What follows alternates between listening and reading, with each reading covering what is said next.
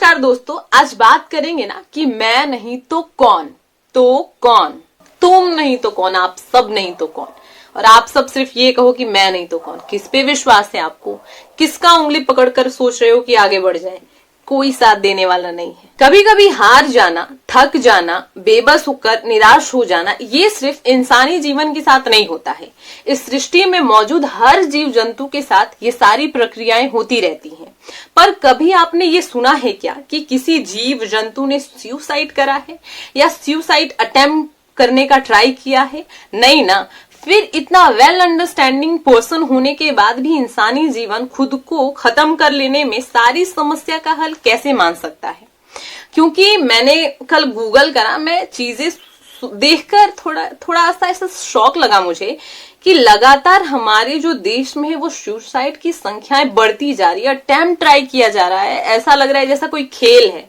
2019-20 की मैं बात कर रही हूँ, मैंने देखा 13,000 14,000 के अराउंड ये संख्याएं थी और लगातार ये संख्याएं दुगनी होती जा रही हैं। This is not right guys, ये सही नहीं है।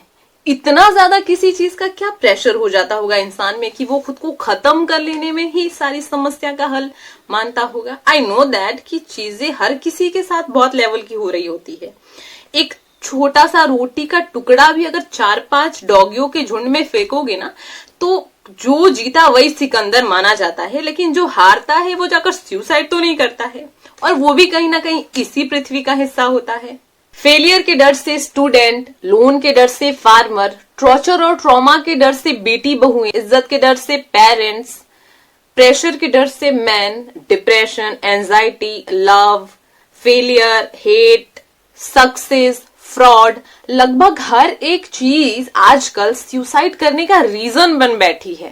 पर ऐसे इंसान को समझाने कौन जाए यार कि ये सारी चीजें, everything is a part of life. अगर ये सारी चीजें लाइफ में ना रहेंगी और बिल्कुल लाइफ एकदम से हैप्पी और हैप्पी रहता चला जाए, तो ये कैसे पॉसिबल है? कैसे पॉसिबल है ये सारी चीजें? इंसान एक कपड़ा भी पहनता है तो इसे भी धुल धुल के पहनना पड़ता है, वरना हमेशा ही पहने रहेगा तो ये मैला हो जाएगा। तो क्या कपड़े के मैले होने के चलते इंसान उस कपड़े को फाड़ वाड़ के फेंक दे कि मैला हो गया? This is not a right way to handle that type of situation. No guys, no. क्योंकि किसी ने बहुत अच्छी बात कही है कि दीवार पर कुछ ऐसा लिखो जिसे पढ़कर एक खुशी आदमी थोड़ा नॉर्मल हो जाए, थोड़ा नॉर्मल आदमी खुश हो जाए। तो उसने लिखा कि ये समय गुजर जाएगा, ये समय गुजर जाएगा साथियों, ये समय गुजर जाएगा। अगर आपकी लाइफ में कुछ भी XYZ हो रहा होता है तो हम ये मानते हैं और हम ये जानते हैं कि जो इर्द गिर्द के अधिकतर लोग होते हैं वो मजे लेने के लिए ही बैठे रहते हैं। लेकिन चंद लोग जो आप पर ऐसे वो विश्वास बनाकर बैठे रहते हैं कि साला कुछ तो गजब करेगा अब, तो उस गजब करने के ऊपर हमें सोचना चाहिए ना। और मैं मेरा बताऊं, मैं आज तक किसी भी इंसान को ना प्रॉब्लम में देखकर ऐसे मैंने कभी मजे नहीं लिए। मैं ऑनेस्टली बता रही हूं, मेरा एक पॉइंट ऑफ व्यू उस इंसान पर इसलिए बैठा रहता है कि साला निकलता कैसे है वो इन सिचुएशन से बाहर। क्योंकि बहुत ज्यादा टेंशन में होके वो गलत रास्ते अपना लेना तो बहुत इजी है, बट बहुत ज्यादा टेंशन में रहते हुए भी उस गलत रास्ते की तरफ देखते हुए ना भी अगर हम दूसरा कोई बेटर अपॉर्चुनिटी अपना ले कि उसको फोड़कर आगे निकलना है, तो ये ज्यादा बेहतर है।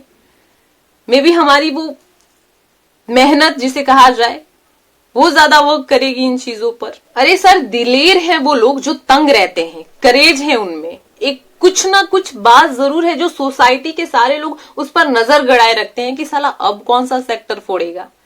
तो लोगों की वो गड़ी हुई नजर के चलते हम डिप्रेशन में कैसे जा सकते हैं यार? ये तो कहीं ना कहीं एक बहुत पावर देने वाली चीज है, क्योंकि पीछे भौंकने वाले पड़ेंगे नहीं तो हम तेज भागेंगे कैसे? तो कुछ ऐसा सोचो ना यार, अगर तुम्हें भी ऐसा लग रहा है कि हम भी उस सिचुएशन में हैं जहां लोग हमारे अब मजे लेने के लिए बैठे हुए हैं, तो हम कैसे उन चीजों को हैंडल करें? और आज के दौर की मैं बात करूं तो अनएम्प्लॉयमेंट, बेरोजगारी एक बहुत बड़ी वजह बन बैठी है सुसाइड के करने के पीछे का। तो देखो, अगर सरकार भरोसे इंसान बैठा रहे ना कि सरकार बहुत सारी चीजों के प्रति हमारा साथ देगा या बहुत सारी जॉब हमें प्रोवाइड कराएगा, तो ऐसा कुछ नहीं करेगा। किसी भी सरकार की मैं बात करें, कोई कुछ नहीं करने के लिए आया है। वो सिर्फ अपनी जेब भरेगा और वो जब हारेगा तो वो अब अगले बार जीतने के लिए बहुत सारा पैसा खर्चा करके जीत जाएगा, और जैसे ही वो जीतेगा वो फिर से वही सारी प्रक्रियाएं स्टार्ट कर देगा। तुक्का तुक्का चीजें वो ऐसे फेंकता है हमें लालच देने के लिए, क्योंकि अनएम्प्लॉयमेंट भारत से ज्यादा कहीं आपको देखने को मिलेगी क्या? और भारत में ही तो हर क्षेत्र के अलग अलग करके राजा महाराजा बैठे हुए हैं, है कि नहीं बैठे हुए हैं?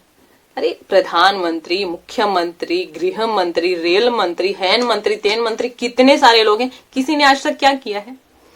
युवा हमेशा ही आवाज उठाता रह जाता है, अनएम्प्लॉयमेंट हटाओ, अनएम्प्लॉयमेंट हटाओ हटाओ। वो हटा रहा है क्या?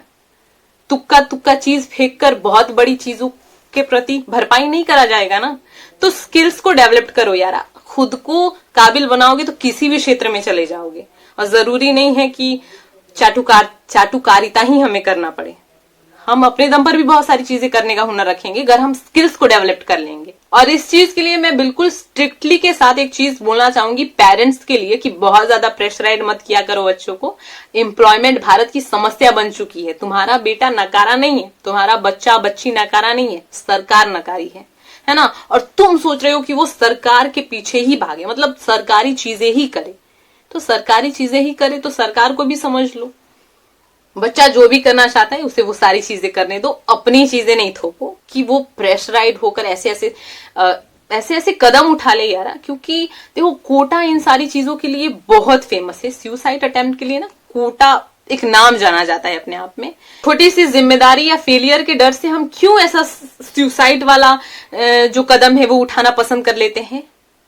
क्यों हमें बाजू के रिश्तेदार का घर हो गया, गाड़ी हो गया, फलाना डिमकाना करके हमें खुद में टेंशन होती जाती है? क्यों? अरे होगा नहीं होगा कोई बात नहीं, इंसान भाग नहीं सकता है उन चीजों से, लड़ सकता है। और लड़ना का क्या मतलब कि वो खुद पर ही काम करके लड़ सकता है। अब किसी दूसरे की गाड़ी और बंगला देखकर आप अपने अंदर ऐसा डिप्रेशन लाओ कि अरे उसका हो रहा है मेरा हो नहीं रहा है, इसका मतलब मैं एडजस्ट ही नहीं करूं धरती पर। क्या लॉजिक बनता है इस चीज का? हाँ, लाइफ हसीन है यार, हाय हाय करने से ना यहाँ पे किसी का भला हुआ नहीं है। भला अगर हुआ है तो खुद से खुद पर काम करके एकांत बिल्कुल मस्त, किसी से कोई लेना देना नहीं, अपना काम अपने करेंगे। अगला हमारे को क्या बोल रहा है हमको फर्क तक नहीं पड़ना चाहिए। पेरेंट्स बोलते हैं तो फर्क पड़ता है, इसीलिए मैंने समझाया कि पेरेंट्स बच्चों को प्रेशराइज मत करो।